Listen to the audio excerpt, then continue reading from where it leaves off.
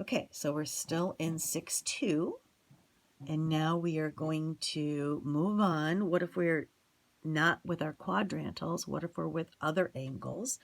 So what we have to do, and here's where I'm going to kind of skip some of the things that they do in this exploration. We need to talk about 30-degree angles, 45-degree angles, and 60-degree angles. Now, I personally think, and it depends on the instructor that you have, that it's easier to memorize your special triangles like this. So the first special triangle, you can see what we're looking at is a 45, 45, 90. So what this is telling you to do is, if you're looking at the 45, 45, 90, this is 1, which means this up here is also 1 because it's isosceles. And then if you use the Pythagorean theorem, you find out that this is the square root of 2. I think it's easier if you memorize your 45, 45 triangle in this way, with your hypotenuse being 1, because that means that you're on the unit circle. So I get this to be 1 by dividing by root 2, which means I would divide each of these by root 2. And if you take 1 over root 2 and get the radical out of the basement, you get root 2 over 2. So again, if you memorize your 45, 45, 90 triangle with the hypotenuse being 1, it would mean that each one of your sides is going to be the square root of 2 over 2. That will help you do all of your trig functions, sine, cosine, tangent, and then the reciprocal functions as well. So I would strongly suggest you memorize your triangle like that. But you do need to memorize that triangle. All right. If we go ahead and if we look at the 30, 60, 90. Now what they suggest you do, if you look at a 30, 60, 90, you'll notice that there's always, these two legs are not the same. There's a short leg, there's a longer leg, and there's a hypotenuse. The long leg is opposite the 60-degree angle, and the short leg is opposite the 30-degree angle. Okay? Now, what they want you to do is to, again, they have the hypotenuse as 2. If you look at this, this turns out to be 1. And then if you use your Pythagorean theorem, you will see that this is root 3. Now again, I would not memorize your 30, 60, 90 triangle like that. I would always memorize it so that the hypotenuse is 1, because the hypotenuse is always going to be the radius of your unit circle, and the radius of your unit circle is 1. So I would like you to memorize your 30, 60, 90s.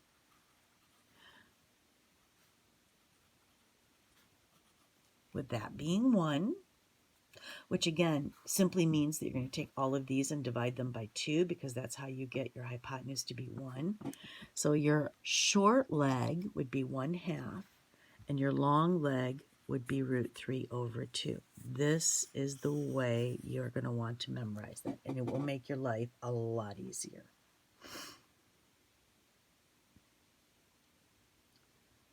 Okay, so let's go back to our example 2 and let's fill in the rest of our chart. Well, let's do the radian measures first. 30 degrees, hopefully you know, is going to be pi over 6. And if you don't, you can figure that out by multiplying by 180 over pi, because I'm changing degrees to radians. 45 degrees is pi fourths, and 60 degrees is pi thirds.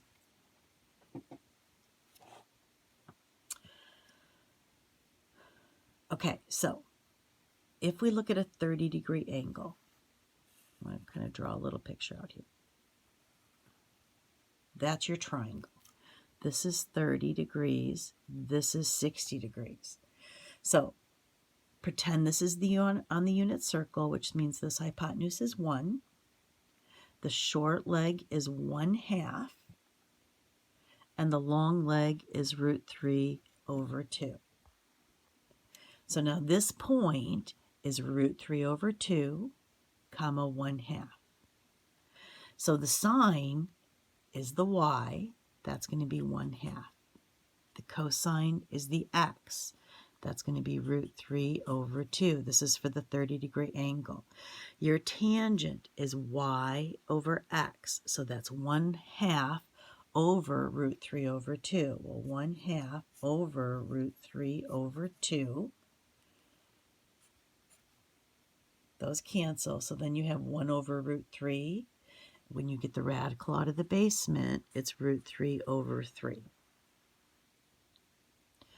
Your cosecant is the reciprocal of your sine, so that's simply going to be 2. I'm going to make this go out a little bit more. Your secant is the reciprocal of your cosine. If you take 2 over √3 and get the radical out of the basement, you get 2√3/3. You can pause it and check it if you want. And then your cotangent is the reciprocal of your tangent. So if you take 3 over √3 and get the radical out of the basement, and you can pause it and do the algebra if you want, you end up with √3.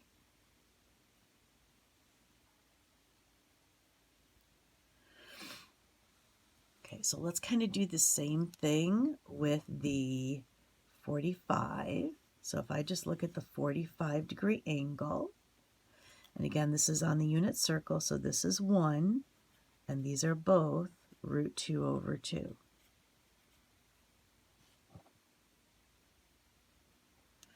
So again, the sine, so the point would be √2/2, √2/2. So the sine would be √2/2. Cosine would be √2/2. The tangent would be y/x. Well, that's just going to be 1. The cosecant would be the reciprocal of the sine. If you take 2 over √2 and get the radical out of the basement, you're going to get √2. And obviously your secant is going to be the same thing. Your cotangent is simply going to be 1.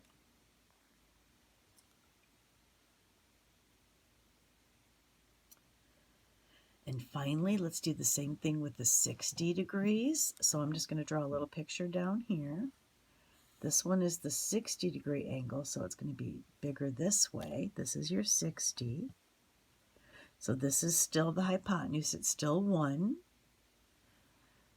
This is the 30-degree angle. The side opposite that is the short side, which is 1/2, which leaves √3/2 to be here. So you have x and you have y.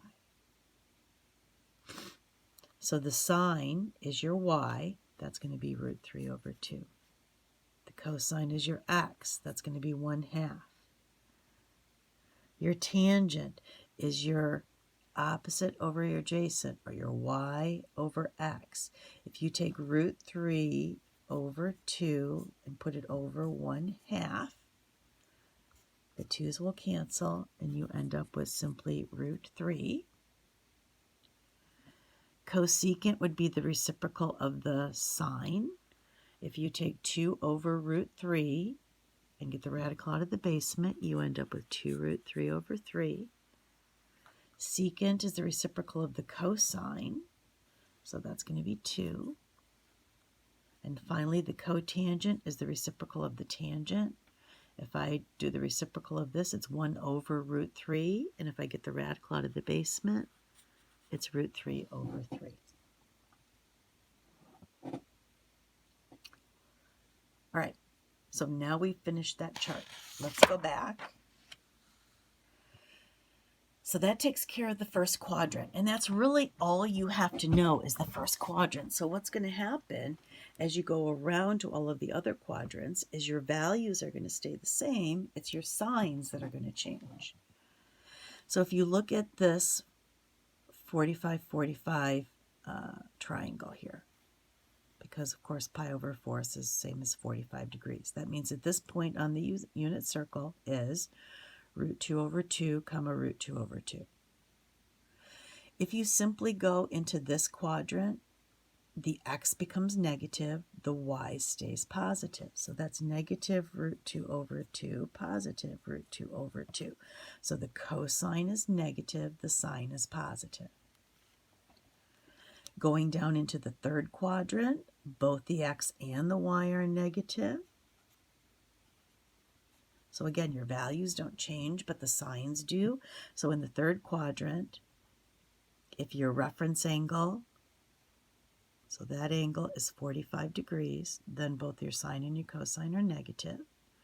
And then finally in the fourth quadrant, it would be a positive negative, so it's root 2 over 2 and negative root 2 over 2.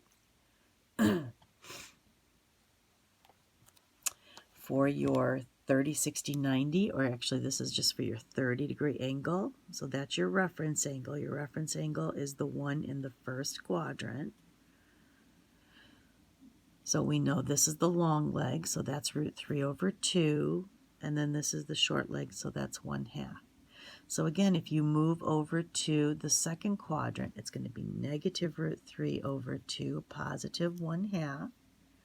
In the third quadrant, they're both going to be negative. In the fourth quadrant, the x, or the cosine, is going to be positive, and then your y is going to be negative, or your sine. And then last but not least, if we go here, so this is pi thirds, which is your 60 degrees. So it's short leg, long leg, so 1/2 root 3 over 2. And again, going around to the quadrants, this is going to be negative 1/2, positive root 3 over 2. This is going to be negative 1/2, negative root 3 over 2 in the third quadrant. And then over here in the fourth quadrant, it's going to be positive 1/2, negative root 3 over 2. And again, remember, for each of those, when you put those in, the x is your cosine and the y is your sine.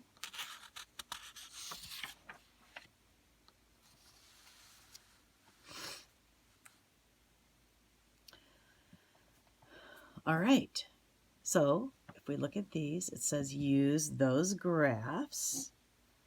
I'm kind of looking